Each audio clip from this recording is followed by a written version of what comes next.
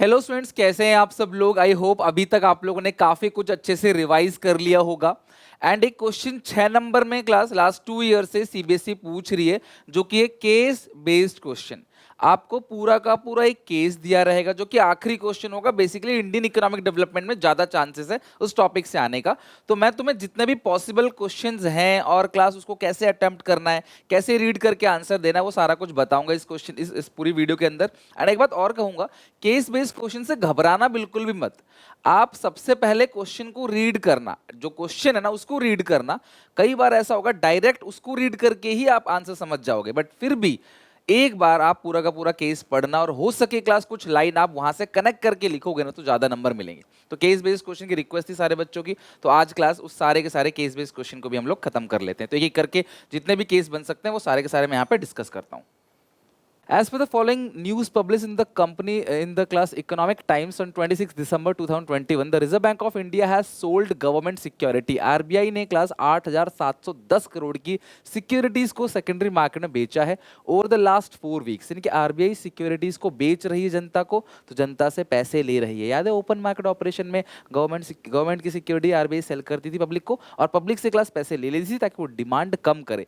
ठीक है, in secondary market of last 4 weeks to drain out excess liquidity. Public के पास पैसा ज्यादा है, इकोनॉमी में पैसा ज्यादा है, और इकोनॉमी में अगर पैसा ज्यादा है तो आरबीआई सेल करके इन्फ्लेशन को कंट्रोल करेगी। Identify the likely cause and the consequences behind this type of action plan of the reserve bank of India.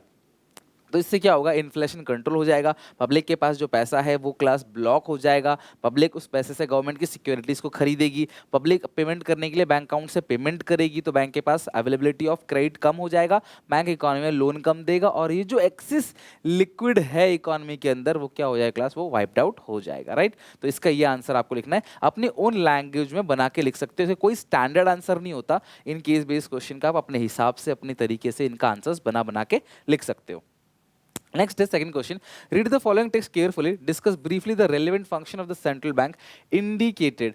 Recently, the Reserve Bank of India conducted. आपको बताना RBI का वो function.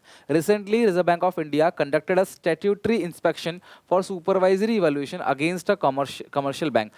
Supervisory evaluation मतलब class ये कौन से function की बात कर रहा है class?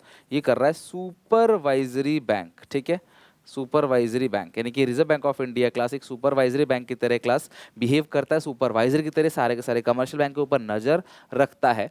Commercial bank, the commercial bank was impose stringent penalties, बहुत क्लास हैवी पेनल्टी लगाई गई है owing to deficiency in regulatory compliances, यानी क्लास इन्होंने जो कंप्लायंसेस है वो प्रॉपर तरीके से नहीं किए। एज पर the central bank the inspection reveal non compliances which service different directions issue by RBI, like ATM card frauds हो गया, ensuring integrity and quality of data, loan to small borrowers. तो ये सारी की सारी चीजें, तो इसका क्लास कौन सा फंक्शन की बात कर रहा है, ये बात कर रहा है सुपरवाइजरी बैंक, यानी कि कौन सा फंक्शन है सेंट्रल बैंक का, रिजर्व बैंक ऑफ इंडिया का सुपरवाइजरी बैंक, और क्लास आपको उसको एक्सप्लेन करना है। अब जितने नंबर में है, इसे क्वेश्चन 3 नंबर का है तो आपको 3 नंबर के हिसाब से एक्सप्लेन करना है, और 6 नंबर का होता तो एक पॉइंट और भी साथ में ऐड कर देता। तो इस तरीके से केस बेस्ड क्वेश्चन आता है, तुम्हें बिल्कुल भी डरना नहीं है, इससे कॉन्फिडेंस रखना है अपने अंदर कि हाँ केस को पढ़ के समझ लेंगे और आंसर लिख लेंगे। अगर मान लो कई बार ऐसा होता है आप आइडेंटिफाई नहीं कर पाते, वैसे ये बीएसटी जैसा नहीं है कि आप आइडेंटिफाई ना कर पाओ, क्वेश्चन भी नीचे गिवन रहता है तो आप आराम से कर लोगे। नहीं कर पाते तो इसी के जो पैराग्राफ है उसके बेसिस पे, यानी कि इसमें से पिक करो लाइन को, इसी के बेसिस पे क्लास अपने ओन लैंग्वेज में आंसर आप लिख देना, कुछ नहीं समझ आता तो। देखते हैं आगे question. Read the following text carefully and answer the given question on the basis of the same and common understanding. The green revolution in India began in mid 60s. अच्छा एक चीज और, आप जब शुरू में क्वेश्चन में 15 मिनट टाइम मिलेगा ना क्वेश्चन में पढ़ने के लिए, तो उसमें पूरा क्वेश्चन देखना। ये इतना बड़ा क्वेश्चन है और पूछा नीचे देखो क्या पूछा है, why was green revolution implemented and how did it benefit to farmer. Green revolution क्यों इंप्लीमेंट किया गया था, तो यार सच कहूँ ना इसका आंसर आप बिना पैराग्राफ देखे, बिना पैराग्राफ पढ़े भी कर सकते हो, बट इकोनॉमिक्स में क्योंकि टाइम की कोई कमी नहीं है तो मैं रेकमेंड करूंगा पढ़ो, क्योंकि आप पढ़ोगे तो इसी के अंदर से आंसर लिखोगे, एक दायरे के अंदर रहोगे, आप यहाँ वहाँ भूलोगे नहीं।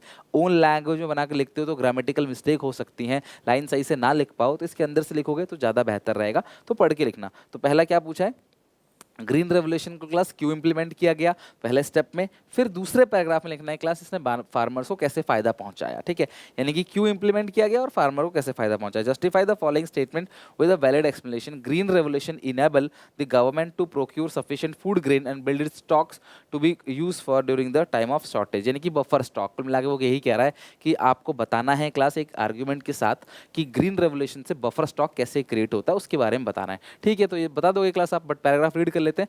The green revolution in India began in mid-60s, marking a transition from traditional agriculture India to high-yield variety of seeds and associated modern agriculture technique। क्यों लाया गया है क्लास यहाँ पे, यहाँ से आंसर है क्यों लाया गया है क्लास, ताकि HYV सीड्स को इंट्रोड्यूस किया जा सके, मॉडर्न एग्रीकल्चर फार्मिंग की प्रैक्टिस की जा सके। अब यहाँ से देखो द नीड यहाँ पे क्लास यहाँ से लिखना, the need of introduction of green revolution India rise due to shortage of food grain. तो आप यहाँ पे लिखोगे क्लास रीजन क्यों लाया गया वो यहाँ से लिखोगे। नीड ऑफ आप बिल्कुल सिम सिम लिख सकते हो, इसमें से कोई प्रॉब्लम नहीं है, फिर इसी को अपनी लैंग्वेज में बना के भी लिख सकते हो, तुम्हारी मर्जी है। क्यों लाया गया class, shortage of food grain in post independent period. The government of the India The government of India in the post of independence wanted to ensure self-dependence in terms of food production.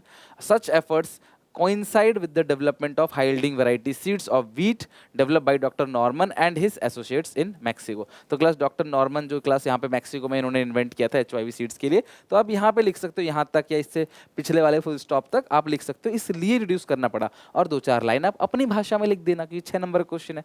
These seeds also necessitate changes in farming technique such as the addition of fertilizer. अब इसमें class fertiliser वगैरह को लाया गया, इसके अंदर fertiliser को introduce किया गया, fertilizers, pesticides and better irrigation facility. High yielding variety of seeds were first introduce in India in state of Punjab. पहले class Punjab, Haryana, part of western Uttar Pradesh. In early period of the green revolution in India the focus was to assimilate the new system with the more resource incentive agriculture method. तो यहाँ पे खेतीबाड़ी बहुत की जाती है class, इसलिए शुरू में यहाँ पे ही इंट्रोड्यूस किया गया ग्रीन रेवोल्यूशन को। तो ये कुल मिला के ग्रीन रेवोल्यूशन की बात कर रहा है और आपको क्वेश्चन का आंसर मैंने ऑलरेडी दे दिया क्लास। ये अभी ये फायदा कैसे पहुंचाएगा। The argument of introducing the new crop variety was increasing agriculture production in terms of higher crop yields. The seeds introduced during the early period of the green revolution in Punjab were not high yielding by themselves. The high yield were possible due to the seeds being highly responsive to certain inputs such as irrigation, water, fertiliser. The green revolution in India thus necessitates a resource incentive process whereby those who could make significant capital investment could benefit। अब यहाँ पे class जो अच्छा पैसा लगा सकते थे, green revolution का फायदा उनको ही होने लगा जो अच्छा पैसा लगा सकते थे। whereas those other become more class marginalized in region affected by the practices of the green revolution। तो बाकी को ज़्यादा फायदा नहीं हुआ। on one hand the result derived from the green revolution, भाई HYV सीड्स शुरू में काफ़ी महंगे थे, अब हर गरीब किसान थोड़ी वो अफोर्ड कर सकता है। On one hand, the result derived from the green revolution help farmers। अब ये farmers को कैसे यहाँ पे on the one hand, the result derived from the green revolution help farmers, ये दूसरा आंसर है class. How did it benefit to farmers? Increase their yield and income on the other hand, it helped the government to procure and ये class यहाँ लिखोगे कि farmers को फायदा हुआ on the other hand यहाँ पे एंड तक, ठीक है, एंड से पहले यहाँ तक सॉरी। फिर on the other hand it help the government to procure preserve food grain through agencies like food corporation of India. अब करती क्या है, फूड कॉर्पोरेशन ऑफ इंडिया अनाज को सस्ते दामों में खरीद लेती किसानों से, और सॉरी सस्ते दामों में नहीं, अच्छे दाम देकर, ताकि नियर फ्यूचर इस पैसे का यूज़ कर सके राशन बांटने में, फ्लड एरिया में या जहाँ खेती बाड़ी अच्छे से नहीं हुई, जहाँ बारिश अच्छे से नहीं हुई, वहाँ बांटने के लिए। तो ये क्लास दोनों आंसर हो गए। इस तरीके से आपको आंसर्स को लिखना है, केस बेस्ड क्वेश्चन को पढ़ना है। बहुत बोरिंग लगेगा आपको इतना बड़ा पढ़ने में, पैराग्राफ अगर आता है तो मुझे लगता नहीं इतना बड़ा आएगा, बट आया भी तो क्लास आपको एक क्वेश्चन आएगा, एक क्वेश्चन के पीछे आपको टाइम निकालना पड़ेगा, डायरेक्ट क्वेश्चन नहीं आते। अब सुन देखो, जैसे मैंने आपको बताया था ग्रीन रेवोल्यूशन के इंपॉर्टेंस, ग्रीन रेवोल्यूशन के बेनिफिट, ये मैंने कहा था इंपॉर्टेंट है, आएगा पक्का, लेकिन सीधा क्वेश्चन ना पूछे, घुमा के पूछ लेगा, वहां फंस जाओगे आप। तो इसका थोड़ा ध्यान रखना पड़ेगा कि क्वेश्चन पूछता कैसे है। ओके, नेक्स्ट है class, read the following extract and answer the following question that follow। Human capital refers to stock of skills, expertise embodied in humans। Human capital is important as physical capital for economic development। Human capital formation is the process of adding to stock of human capital over the time। Human capital can be developed through Class creation of skilled, trained, and efficient labor force by providing better education, health, and healthcare facility. Highly skilled people can create new ideas and method of production. Thus, expenditure on education, on the health, and on the job training are key instrument of human capital formation. Expenditure on education is one of the most important way of enlarging the productive workforce in country. Expenditure on health can create more efficient and more productive human capital. Obviously, class education और health जो है वो दो बड़े pillar है जहाँ पे class human capital formation को क्रिएट किया जा सकता है. Further on the job training, इसके अलावा ऑन द जॉब ट्रेनिंग भी वर्कर्स की मदद करता है स्किल्स को अपडेट करने में. ट्रेनिंग इनहेंस करता है प्रोडक्टिविटी को, is expected to accelerate the process of human capital formation. The human capital formation plays a crucial role in economic development also. ध्यान रखना, इकोनॉमिक डेवलपमेंट में भी हेल्प करेगा. सीधी सी बात है, आपका टैलेंट, आपका स्किल्स आपको फायदा पहुंचाएगा, साथ में हमारे देश को भी, इवन पूरे वर्ल्ड को फायदा पहुंचाएगा. किसी ने बल्ब का इन्वेंट किया तो उससे हमें फायदा होना, किसी ने एसी का इन्वेंट किया हमें फायदा हुआ, किसी ने क्लास कंप्यूटर का इन्वेंट किया, किसी ने क्लास मोबाइल फोन का इन्वेंट किया, हम सबको फायदा हुआ उससे. तो firstly formation of human capital formation would tend to change in traditional society to modern society. जो पुरानी ट्रेडिशनल सोसाइटी है उसे कन्वर्ट कर रहे हैं, मॉडर्न आउटलुक दे रहे हैं, which has higher scope of. इससे क्या होता है, इकोनॉमी डेवलप होता है. Secondly, human capital enhance the productivity of physical capital. अगर ह्यूमन कैपिटल अच्छा है तो फिजिकल कैपिटल की प्रोडक्टिविटी भी बढ़ेगी. जैसे मैंने आपको एग्जांपल दिया था, हवाई जहाज क्लास कितना अच्छा हो बट अगर उसमें पायलट अच्छा नहीं होगा तो हवाई जहाज को अच्छे से उड़ा नहीं पाएगा और क्लास खतरे में पड़ जाएगी सबकी जान. Example, they can handle the tool and machine in a better way. तो क्लास अगर ह्यूमन कैपिटल टैलेंट है आपके पास, स्किल्स है आपके पास, तो आप फिजिकल कैपिटल को भी अच्छे से ध्यान रख सकते हो, फिजिकल कैपिटल की केयर भी आप अच्छे से कर सकते हो. तो ऐसे क्वेश्चन क्लास आते हैं. Enhance productivity would oscillate the growth. Thirdly, highest standard of life, यानी कि वही है आपकी लिविंग स्टैंडर्ड बढ़ेगी, आपकी इनकम बढ़ेगी. Fourthly, human capital formation facilitate the use of growth of innovations. Innovations होंगे, नए नए टेक्नोलॉजी आएगी, इन्वेंशंस होंगे.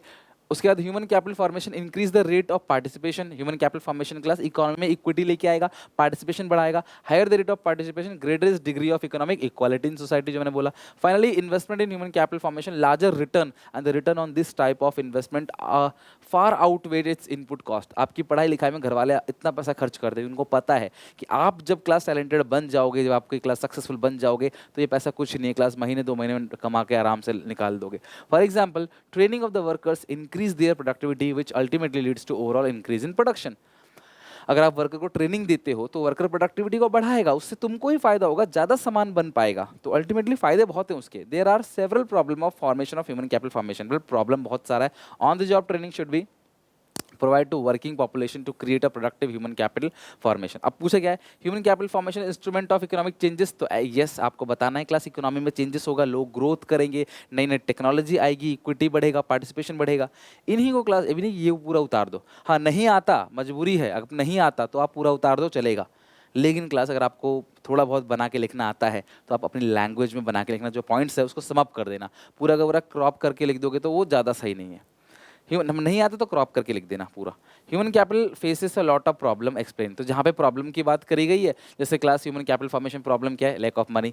पैसों की सबसे बड़ी दिक्कत है, पैसे की ही तो दिक्कत है क्लास. ओवर पॉपुलेशन है, सरकारी स्कूल हॉस्पिटल जो है सब कम पड़ जाते हैं, इंफ्रास्ट्रक्चर डेवलप नहीं है प्रॉपर. ह्यूमन कैपिटल फॉर्मेशन बहुत लंबा समय लेता है ना, इंस्टेंट तो नहीं बन जाता ना. टैलेंट स्किल्स जो है वो लॉन्ग टर्म में डेवलप होता है, पैसा बहुत खर्च करना पड़ता है. तो ये सब क्लास प्रॉब्लम्स है. आप चाहो तो इनमें से आंसर ले सकते हो, अपनी भाषा में बना के भी लिख सकते हो, या इनका आंसर्स अपनी भाषा का मिक्स बना के भी लिख सकते हो. ये आपकी पूरी मर्जी है, बट इस तरीके से आपको आंसर्स लिखने हैं. और एक बार आप ये क्वेश्चन जरूर पढ़ लेना क्लास, सबसे पहले रिक्वायरमेंट पढ़ लेना. केस को पढ़ने से पहले इससे होगा क्या, तो मैं आइडिया लग जाएगा हाँ तुम कहाँ जा रहे हो. नहीं तो पता चला भाई पढ़ते ही जा रहे हो, पढ़ते ही जा रहे हो, पता नहीं कहाँ जा रहे हैं. जैसे इसमें क्या लिखा है, डिफाइन सीजनल अनएम्प्लॉयमेंट. तो पता है क्लास, जहाँ पे एक सीजन पे आपके पास काम है, दूसरे सीजन में काम नहीं है. लाइक आइसक्रीम वेंडर हो गए, भाई गर्मी में काम है, सर्दी में काम नहीं होते गांव में आइसक्रीम वेंडर जो होते हैं. इसके अलावा क्लास किसी कोई पर्टिकुलर खेतीबाड़ी कर रहे हो, एक सीजन में खेतीबाड़ी हो गई, फिर आप बैठे हो उसके लिए, अगले सीजन के लिए वेट कर रहे हो आप.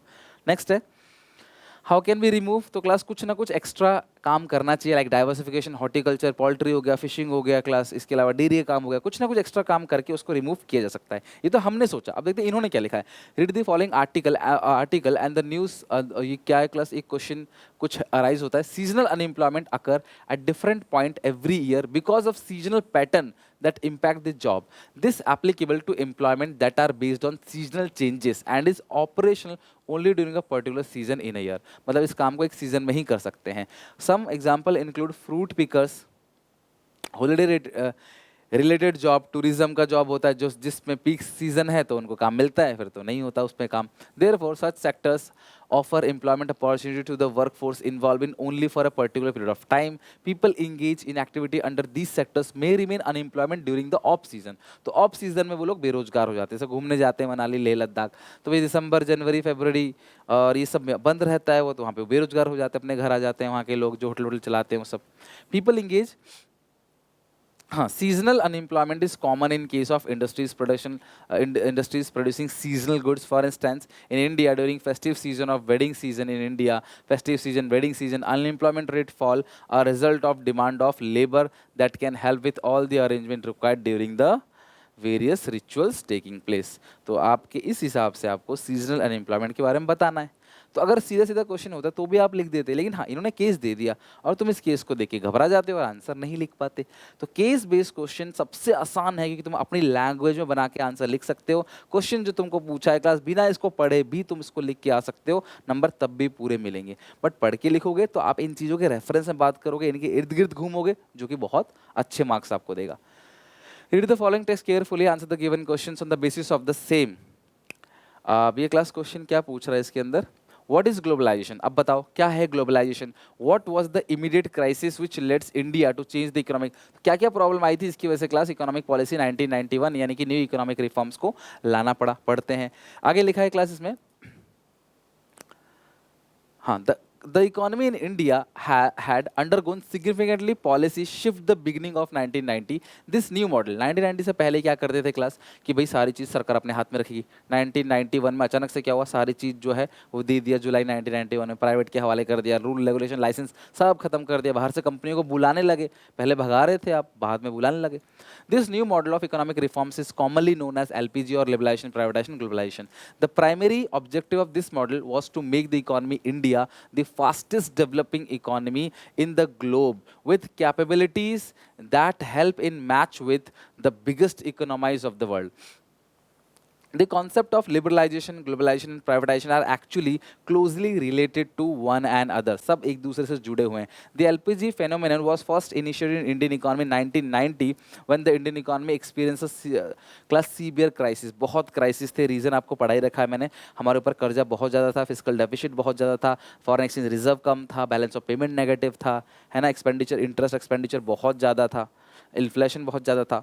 At that time the government decide to introduce new industrial policy यानी कि 1991 new industrial policy and class या new economic policy, economic reforms to start liberalizing the Indian economy. The chain of reforms that took place with regard to the business, manufacturing and financial services industry targeted at lifting the economy of the economy को class increase करना है, okay? यानी कि economy में foreign currency को involve करना है, foreign currency ज़्यादा लेके आना है, jobs देनी है, export करना है, इस उनका main motto था। These economic reforms had influenced the overall economic growth of the country in a significant manner. LPG model of reforms consists liberalization, privatization, globalization. Liberalization resulted in the several economic reforms which reduced the tariff हटा दिया, कोटा हटा दिया, taxes को class इन्होंने reduce कर दिया, import export का process को आसान कर दिया, export पे tax free कर दिया, licensing system हटा दिया पूरी तरीके से। Privatisation refers to transferring the business from सरकार से प्राइवेट कंपनी को ट्रांसफर करना बिजनेस, प्राइवेटाइजेशन। वाइल ग्लोबलाइजेशन का मतलब क्या है, अपनी इकोनॉमी को ग्लोबली यानी कि हम लोग पूरे वर्ल्ड को सामान बेचेंगे, उनसे खरीदेंगे।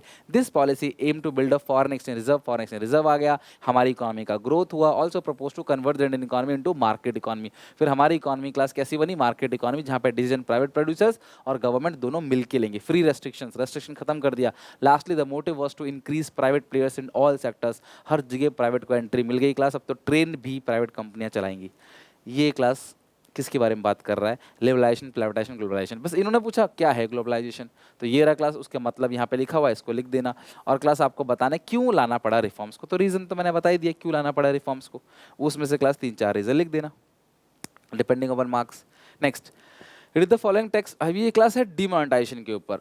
3 times India face a big move the Narendra Modi, इससे पहले भी 2 बार हो चुका है डिमोनेटाइजेशन, पर तब बहुत बड़े बड़े नोट का डिमोनेटाइजेशन हुआ था और वो बड़े बड़े नोट जो है वो जनता के पास नहीं थे।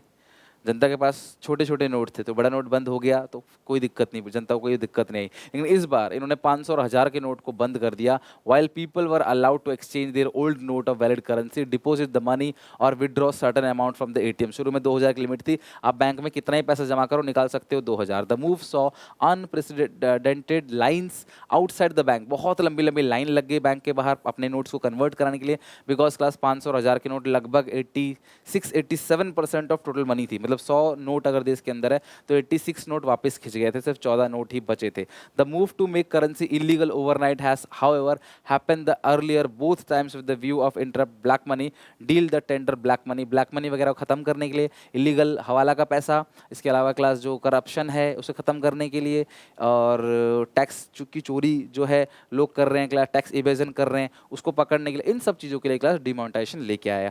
Why do mean by demonetisation, बताना है क्लास क्या है और व्हाट आर द रीजन, क्यों लेके आया डिमोनेटाइजेशन को, एम ऑफ क्या था, डिमोनेटाइजेशन क्यों लेके आया। तो मैंने अभी जो जो रीजंस बताए क्लास आपको, करप्शन को खत्म करने के लिए, हवाला का पैसा बंद करने के लिए, लोग इंडिया से पैसा भेज देते स्विस बैंक में, इसके अलावा करप्शन को, इसके अलावा जो टेररिज्म है ना, टेररिज्म है उसको रोकने के लिए, टैक्स की जो चोरी इवेजन ऑफ टैक्स उसको रोकने के लिए, ये सब ब्लैक जो मनी है उसको ख़त्म करने के लिए, और देन लास्ट इसका मोटो था कैशलेस इकोनॉमी को प्रमोट करने के लिए। इसके बाद बैंक खाते खोले गए, जनधन योजना आई, लोगों के खाते में पैसे डाले जाने लगे, सब्सिडी लोगों के बैंक अकाउंट में डायरेक्ट आने लगी, सबके अकाउंट खुलने लगे, तो हर चीज़ क्लास ट्रांसपेरेंट होने लगी। सरकार, अगर तुम्हारे बैंक में कुछ भी हो रहा है ना, सरकार को उसकी इन्फॉर्मेशन है, लेकिन तुम कैश लेते हो तो सरकार के पास इन्फॉर्मेशन नहीं पहुँचेगी। सो इसीलिए क्लास इसको लेके आ गया था कैशलेस इकोनॉमी को प्रमोट करने के लिए। तो क्लास आपको बताना है, आपको बताना है क्लास कि क्या है डिमोनेटाइजेशन, और क्लास आपको बताना है रीजन, डिमोनेटाइजेशन के पीछे रीजन क्या है। Next question, read the following text carefully and answer the given questions on the basis of the sum common understanding. Same वही चीज है क्लास में पूछेगी, what is diversification in term of agriculture, और एक्सप्लेन नीड ऑफ डाइवर्सिफिकेशन, क्यों diversification करना है। Agriculture already बहुत क्राउडेड है भैया, एग्रीकल्चर ऑलरेडी बहुत क्राउडेड है, डाइवर्सिफिकेशन करोगे सेफ रहोगे, एक्स्ट्रा इनकम जनरेट होगी, है ना, एक एक्स्ट्रा इनकम आप जनरेट कर पाओगे। क्रॉप रोटेशन करने के बाद आप क्लास सॉइल की फर्टिलिटी को भी बढ़ा सकते हो, और डाइवर्सिफिकेशन करने के बाद क्लास आप सेफ रहोगे कि भैया ये नहीं तो कोई दूसरा काम आप कर रहे हो, वहाँ से इनकम जनरेट हो रही है, कल को अगर कोई इमरजेंसी आती है तो 2 काम करोगे तो ज़्यादा बेहतर रहेगा। इसीलिए गांव में सब लोग करते हैं ना, खेती बाड़ी के साथ कोई ना कोई जानवर पालते हैं, हॉर्टिकल्चर करते हैं, फिशरीज हो गई, पोल्ट्री का हो गया क्लास, या फिर डेयरी का काम हो गया, गाय भैंस होती है गाँव में, तो ये वही चीज़ है। तो इसी में क्लास लिखा हुआ है, doctor Kotwani limited company focus on crop diversification as they feel that it is better option to focus on more and more increasing need of present era. Crop diversification provides better condition of food security and enable the farmer to grow surplus product for sale at market, thus help to obtain increase in income to meet other need related to household well-being. Crop diversification can enable farmer to gain access to national and international market. आप सामान बाहर भी भेज सकते हो with new product, food and medicinal plant, यानी कि horticulture की बात कर रहा है, जो मेडिसिनल प्लांट हो गया, एरोमेटिक प्लांट हो गया, फ्लावर्स हो गए, ट्यूबर क्रॉप हो गया, उसको बोलते हैं horticulture. Diversifying from the monoculture of the traditional staples can have important nutritional benefit of farmers in developing country, can support a country for becoming more self-reliant in terms of food production. Diversification से class हम self sufficiency को भी retain कर सकते हैं। Diversification can also, आप लिख सकते हो, helps in self sufficiency, helps in increase in income. Diversification can also manage price risk on the other assumption that not all product will suffer low market price at the same time. सबकी कीमत थोड़ी घटेगी भाई, किसी एक सामान की कीमत घट जाएगी जो आप बना रहे हो, दूसरे की तो नहीं घटेगी ना, वहाँ पे आपको अच्छा पैसा मिलेगा। आगे लिखा है class increase the profitability of the farming, तो इससे क्लास जो फार्मर कम्युनिटी है, जो किसान भाई हैं क्लास, उनको क्या होगा, एक एक्स्ट्रा इनकम आएगी, उनको अच्छा पैसा कमाने को मिलेगा। क्वेश्चन नंबर 9 पे चलते हैं। Read the following text carefully. अब ये केस है पूरा का पूरा 6 नंबर में, इसको हमें रीड करना है, लेकिन सबसे पहले क्वेश्चन की रिक्वायरमेंट देख लो। On the basis of the given text and common understanding, ठीक है, common understanding, answer the following question. आपको आंसर जो देना है, सबसे पहला define sustainable development. Basically sustainable development है क्या, उसको डिफाइन करना है। अब briefly elaborate any two reason, दो रीजन बताना है behind the objective of green growth being set up by the Indian government. तो इंडियन गवर्नमेंट ने जो ग्रीन ग्रोथ का सेटअप किया है, उस ग्रीन ग्रोथ को सेटअप करने के दो ऑब्जेक्टिव क्या है, जो आप समझ गए कि यार ये सस्टेनेबल डेवलपमेंट चैप्टर का क्वेश्चन है, तो आराम से क्लास आप इसके रीजन को बिना इस पूरे को पढ़े तब भी समझ जाओगे ग्रीन ग्रोथ का मतलब क्या है, और उसके दो पूछा है, दो आपको रीजन बताने। तो इसकी सीबीएसई सैंपल पेपर का ही क्वेश्चन है, मैं आपको इसका आंसर भी दिखाता हूं सीबीएसई के सैंपल पेपर के अकॉर्डिंग। सबसे पहला, sustainable development is the development that meet the need of the present generation without compromising the ability of future generation to meet their own need. यानी कि जो प्रेजेंट जनरेशन है उनकी need को पूरा करना है, लेकिन फ्यूचर जनरेशन को क्लास उससे कोई नुकसान नहीं होना चाहिए। आज हम जो भी चीज नेचुरल रिसोर्सेज यूज कर रहे हैं वो फ्यूचर जनरेशन के लिए भी बचा हुआ होना चाहिए, ये है, ठीक है। बाकी तो दूसरा है, उसको पूरा का पूरा पहले पैराग्राफ पढ़ते हैं, फिर दूसरे का आंसर देखेंगे, ठीक है। Sustainable development is the development that meet the need of the present without compromising the ability of future generation to meet their own needs। तो सिंपल सी बात है, आप आंसर देखो सीधा यहाँ से उठाकर लिख दिए। तो अगर आपको लगे कि यार मेरी मतलब ये आपको सिंपल नहीं लग रहा, पहले से आपको लग रहा है कि यार मेरी इंग्लिश में अच्छी नहीं है लिखना, मैं सेंटेंस फॉर्मेशन अच्छे से नहीं कर पा रहा, यहाँ से उठा के लिख दो ना। तो केस बेस्ड क्वेश्चन एक बोनस की तरह हो गया, जो भी केस बेस्ड क्वेश्चन आएगा उसकी ज्यादातर आंसर क्लास इसी से मिलेंगे। थोड़ा और आप एलाबोरेट करके लिखना चाहो तो लिख सकते हो, अपना एड ऑन कर सकते हो, बट यहाँ से उठा सकते हो। India is critical determine the success of pursuit to achieve sustainable development. India class achieve नहीं कर रहा है, सिचुएशन बहुत खराब है। 2023 के बजट में finance minister Nirmala Sitharaman builds on India's commitment to lead the global action against climate change. तो क्लाइमेट चेंज के लिए क्लास बायोडाइवर्सिटी को प्रिजर्व करने के लिए, सस्टेनेबल डेवलपमेंट के लिए सरकार 2023 में काम करने लगी है। मतलब जो बजट है उसमें सरकार ने पेश किया। The government has accelerated, increase किया speed of green growth, India is facing grave reality. तो क्लास ग्रीन ग्रोथ को सरकार ने पुश किया। यहां से अब आते हैं आंसर पे। ऑफ डिप्लेटिंग नेचुरल रिसोर्सेज, आपको पता है क्लास की रियलिटी जो है, हमारा जो नेचुरल रिसोर्सेज है वो बहुत बुरी तरह डिप्लेट हो रहा है। Limit supply of water, mineral and fossil fuel. In a bid to counter the climate threat, India has committed to achieving net zero by 2070। 2070 तक क्लास यहाँ पे हम पूरी तरीके से सस्टेनेबल डेवलपमेंट को अचीव कर लेंगे। Release a low carbon development strategy and introduce the concept of lifestyle for environment. एक कॉन्सेप्ट डेवलप किया, लाइफ यानी लाइफस्टाइल फॉर एनवायरनमेंट। सीधी सी बात है, हमें अपने एनवायरनमेंट को प्रोटेक्ट करना है। हम चांद पे जाने की बात क्यों करते हैं, हम धरती पे रह रहे हैं, इसको ही क्यों नहीं साफ करते, ठीक है। The green growth actions include several pointed measures. Green growth का मतलब क्या है क्लास, यहाँ पे would facilitate much needy study decarbonize. देखो जो कार्बन का यूज है ना उसको खत्म करना है। इंडस्ट्री हो, गाड़ी हो, सब में कार्बन रिलीज होता है, उससे पॉल्यूशन होता है। रिड्यूस फॉसिल फ्यूल पे हम लोग डिपेंडेंसी कहीं ना कहीं कम करेंगे। हम लोग जो नेचुरल रिसोर्स, जो मतलब कि एक तरीके से आप समझ लो कि non conventional sources of energy है, हम उनका यूज करेंगे। And establish technology and market leadership in sunrise sector.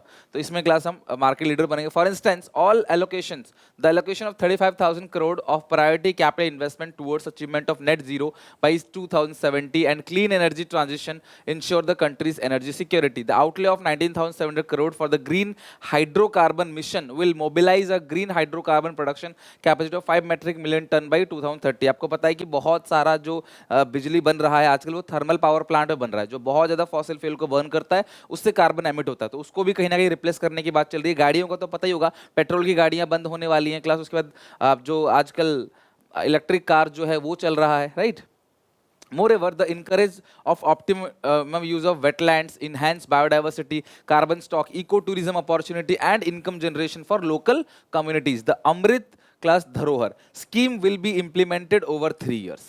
ये सारी की सारी बातें हैं। अब जरा देखते हैं क्लास की जो ग्रीन ग्रोथ है उसको अडॉप्ट करने के, क्यों ग्रीन ग्रोथ सरकार अडॉप्ट करे, दो रीजन देखना। ये सीबीएसई के सैंपल पेपर का आंसर दिखा रहा हूँ। कई बार लोग सोचते हैं लंबा लंबा लिखेंगे तो क्लास आंसर मिलेगा, बट नहीं, अगर आपने class point two point answer लिखे तो भी नंबर मिलेंगे, क्योंकि यहाँ पे लिखने की बात है। यहाँ पे केस स्टडीज पढ़ रहे हो पूरा का पूरा, वहाँ भी आपका टाइम जा रहा है, तो टीचर आपको इतना कम लिखने पे भी नंबर देगा, आप अपने हिसाब से लिखोगे तो। The Indian government has accelerated the pace of green growth in India is, सबसे पहला, face the grave reality of depleting. देखो नेचुरल रिसोर्सेज बहुत ज्यादा डिप्लीट हो रही है, हम सबको पता है। Limit supply of water, mineral and fossil fuel, this has accelerated number of environment issues in India. तो पास्ट इंडिया में देखा गया बहुत सारे इन्वायरमेंटल इश्यूज आ रहे हैं, बिना मौसम बरसात होना, सुनामी बहुत ज्यादा आना, फ्लड्स का बहुत ज्यादा आना, बहुत ज्यादा गर्मी का पड़ना, लोगों को नई नई बीमारियों से जूझना, ये सारी चीजें हम लोग अपने एनवायरमेंट में देख रहे हैं। जंगलों में आग लग जाना, जो फार्मलैंड है, जंगल की जो जमीन है उसको लेके वहाँ पे एयरपोर्ट बनाना, वहाँ पे मेट्रोज निकालना, निकालना, ये सब चीज़ हम देख रहे हैं। और दूसरा, the counter of the climate threat, India has committed to achieve net zero target by year 2070। This will facilitate much needed decarbonisation. तो मेन यही है, कार्बन को खत्म करना ऑफ इंडियन इंडस्ट्री। सबसे ज्यादा पॉल्यूशन जो हो रहा है क्लास इंडस्ट्रीज के थ्रू हो रहा है। इंडस्ट्री की चिमनी से जो क्लास धुआं निकलता है ना, वो reduce dependency on fossil fuel पर डिपेंडेंसी कम करना और एक मार्केट लीडर बनना सनराइज इंडस्ट्री में। कुल मिलाकर सोलर पैनल का यूज करना, और जो भी एक तरीके से जो एम ऑफ सस्टेनेबल डेवलपमेंट आपने पढ़ा है ना, आप उन पॉइंट्स को भी ऐड कर सकते हो। तो जो उसमें लिखा है वो प्लस आप अपना मिला के आंसर्स को और लेंदी कर सकते हो। 6 नंबर का एक पेज में मेरे हिसाब से सही रहेगा। ठीक है, तो ये हो गए क्लास सारे के सारे क्वेश्चन। आई होप आप केस बेस्ड क्वेश्चन में भी आपको दिक्कत नहीं है। कुल मिला के कॉन्फिडेंस रहेगा तो पेपर अच्छे से देके आओगे। एंड मैं यही कहूँगा एट लास्ट कि जितने भी केस बेस्ड क्वेश्चन मैं आपको करा रहा हूँ, अब उतना ही कर लो, उतना ही बहुत है। और वीडियोस देख लो, अच्छे से समझ लो, आंसर की थोड़ी बहुत प्रैक्टिस कर लो, तो भी बात बन जाएगी। और ये ध्यान रखना, केस बेस्ड क्वेश्चन में पहले आप क्वेश्चन पढ़ना, फिर ऊपर से क्लास पूरा का पूरा कुछ उसमें से उठाना पैरा, कुछ अपना बना के लिख के आना अच्छे से। आई होप क्लास बाकी सब कुछ अच्छे से समझ आया होगा। मेरी तरफ से क्लास बेस्ट विशेस है फॉर एग्जामिनेशन के लिए। बाकी जो भी कॉन्सेप्ट बच रहा है, जो भी चीज़ें आपको लग रही है रह रही है, प्लीज़ मुझे कमेंट सेक्शन में बताओ क्लास, मैं उस पर काम करूँगा। ठीक है, मिलते हैं नेक्स्ट वीडियो में। Take care, bye bye.